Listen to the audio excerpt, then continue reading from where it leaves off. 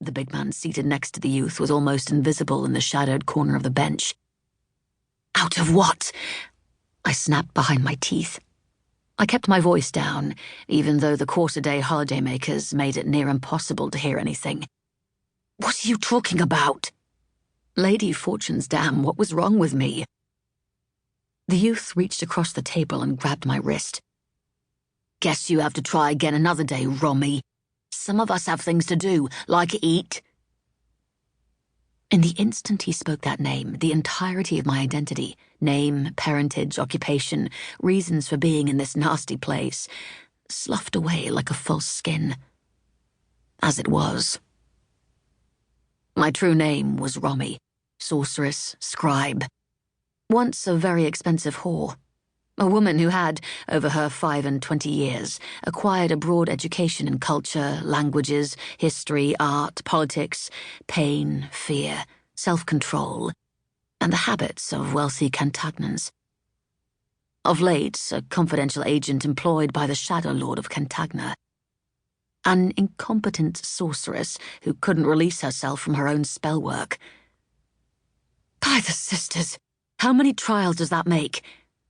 "I'm thinking maybe 100, said my brother Neri with an annoying smirk. He shot up from his seat and shoved the pearl-handled dagger toward me. "I believe I've just enough time for a bowl of rabbit pie before I head over for the duck's bone. Fesky's backside will boil if I'm late for my shift." He vanished into the smoke and noise. Shivering with the aftermath of magic working, I closed my fingers about the dagger's cruel hilt and thumped the heel of my fist on my aching head. I'd been certain the elegant little weapon I'd owned for more than a decade, a reminder of both the worst and the best years of my life, could enable me to remember my own damnable name.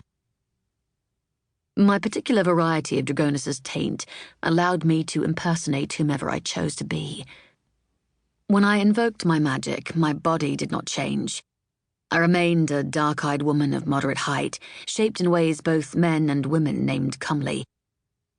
It was the magic that laid a mask over me, making me believe I was the other so completely that the Shadow Lord himself, who knew me as intimately as any human could know another, had not recognized me when I stood before him.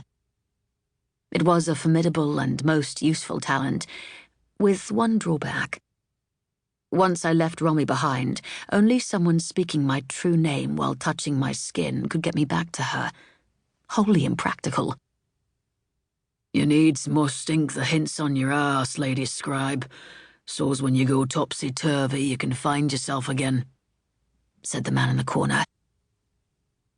Someone opened the alehouse door, letting in the mid-afternoon glare. The dueling scar that creased my companion's left cheek from brow to unruly black beard gleamed faintly red in a stray sunbeam. He planted his boots on the bench, settled low in the corner, and clapped his shabby, flat-brimmed hat entirely over his face, as if ready for a nap. Placidia de Vasil was a professional duelist, Neri's swordmaster, and my tutor in the field of combat. He made me run up cliffs, slam fists and feet into the heavy leather bolsters that hung in the deserted warehouse where we trained, and wield a variety of blades with more general effectiveness than the defensive knife work I'd learned as a girl. Placidio was a demon-tainted sorcerer as well, and a man I trusted with our lives. How will the Chimera ever be an effective partnership if I must have a mind every time I do an impersonation? He gave no answer, probably because there was none. But this was his problem as much as my own. My partners and I were poised on the brink of our second dangerous venture in as many months, and if my magic was to be at all useful, I had to be able to disentangle myself from it. "I was closer this time," I said, propping my chin on my fist. The world went blurry, and I wasn't thinking as Monette, the cloth merchant's daughter, anymore.